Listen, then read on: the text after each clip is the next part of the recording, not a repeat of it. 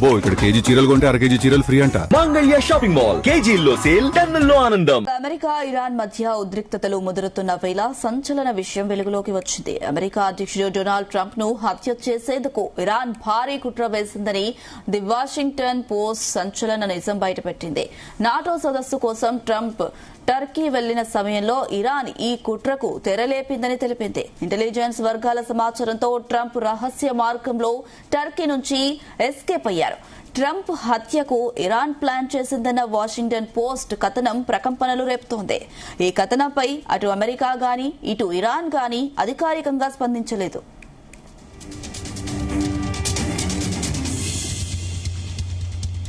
ఇక టర్కీ రాజధాని అంకారా వేదికగా 2026 జూలై 7, 8 తేదీలలో నాటో కూటమి సదస్సు జరిగింది.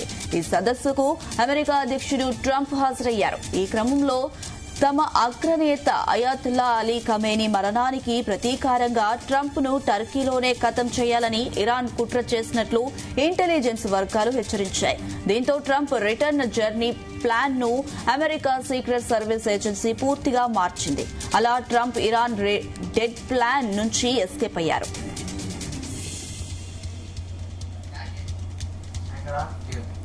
ఇదే అంశం సంబంధించి మరిన్ని అప్డేట్స్ మా ప్రతినిధి యాకేష్ అందిస్తారు. యాకేష్.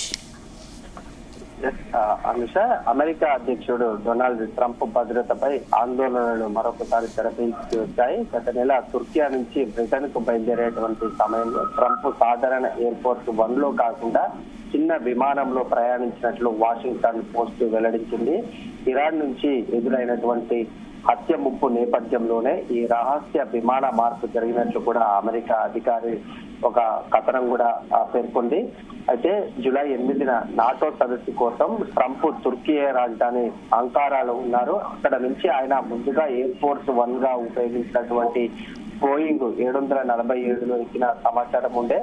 అనంతరం విమానానికి అనుసంధానించినటువంటి క్యాటరింగ్ కంటైనర్ లోకి ఆయన మారినట్లు కూడా వాషింగ్టన్ ఒక పోస్ట్ తెలిపింది. ఆ కంటైనర్ ద్వారా ట్రంప్ ను కొంత దూరంలో ఉన్న చిన్న C-32A విమానం వద్దకు తరలించినట్లు కూడా ఆ కథనం పేర్కొంటుంది. ఆ విమానంలోనే ఆయన బ్రిటన్ కు వెళ్లినట్లు తెలుస్తుంది. అయితే మీడియా ప్రతినిధులు, కొందరు అధికారులు మాత్రం ట్రంప్ పెద్ద విమానంలోనే ఉన్నారని భావించేలా కూడా ఆ పరిస్థితులు కొనసాగినట్లు కూడా తెలుస్తుంది. తుర్కియా నుంచి బయలుదేరేటువంటి సమయంలో ట్రంప్ కొత్త బోయింగ్ 747-8 లో కాకుండా పాత విమానంలో ప్రయాణించారని అప్పట్లో ప్రకటించారు. బ్రిటన్ లోని అమెరికా స్థానిక స్థావరంలో ఉన్న సిబ్బందికి కొత్త విమానాన్ని పరిశీలించే అవకాశం కల్పించేందుకు కూడా ఈ నిర్ణయం తీసుకున్నట్లు ట్రంప్ చెప్పారు. అయితే పలు అమెరికా మీడియా సంస్థలు ఇరాన్ మద్దతిస్తున్న ప్రతినిధి బృందాల నుంచి హత్య ముప్పు రావడంతోనే విమానాన్ని మార్చినట్లు కూడా అప్పట్లో భారీగా కథనాలు ప్రచురించాయి. ఈ తాజాగా వాషింగ్టన్ పోస్ట్ వెల్లడించినటువంటి వివరాలు ఆ అనుమానాలకు మరింత బలం చేకూర్చే విధంగా ఉన్నాయని చెప్పుకోవచ్చు.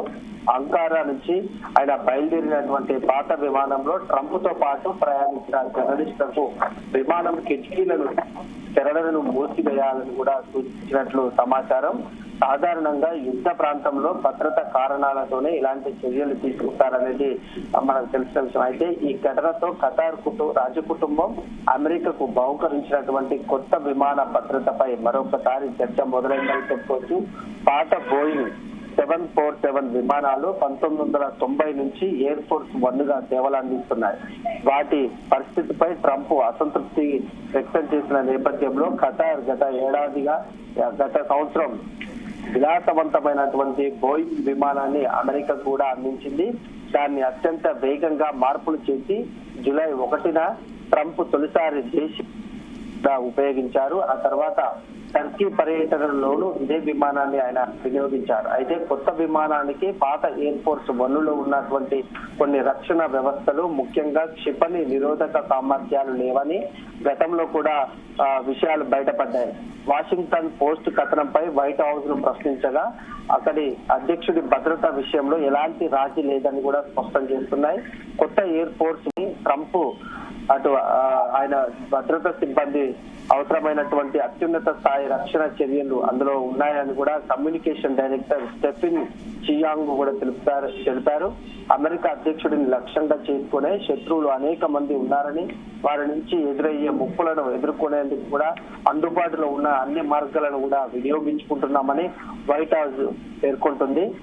ట్రంప్ విమాన మార్పుపై కూడా ఇప్పటికే వాషింగ్టన్ పోస్ట్ కు లభించిన వీడియోలో ఆసక్తికర దృశ్యాలు కూడా కనిపించాయి. ట్రంప్ పెద్ద విమానంలోకి ఎక్కిన కొద్దిసేపటికే దాని నుంచి క్యాటరింగ్ వాహనం బయటకు రావడం, అనంతరం చిన్న C-32A విమానం వైపు కూడా వెళ్లడం కనిపించింది. 2 విమానాలు బ్రిటన్ లో దిగిన తర్వాత ట్రంప్ పెద్ద విమానం నుంచి బయటకు వస్తున్న దృశ్యాలు కూడా బయటకు వచ్చినటువంటి పరిస్థితి. అనంతరం ఆయన కొత్తగా మార్పులు చేసినటువంటి ఎయిర్ ఫోర్స్ 1 లోకి వెళ్లారు.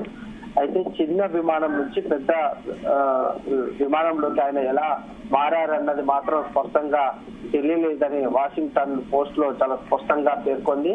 ఈ ఇరాన్ కు సంబంధించి యుద్ధం గత కొంతకాలంగా కొనసాగుతున్నటువంటి నేపథ్యంలో ఇరాన్ లో నెలకొన్నటువంటి పరిస్థితులకు అమెరికా అధ్యక్షుడు ట్రంపే కారణం అంటూ కూడా చాలా కాలం నుంచి కూడా ఇరాన్ ఆరోపిస్తా ఉంది.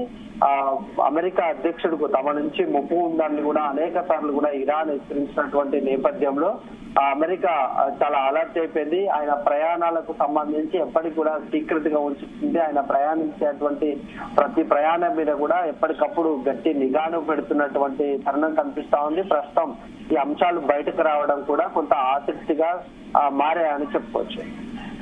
Right Yakesh, thank you.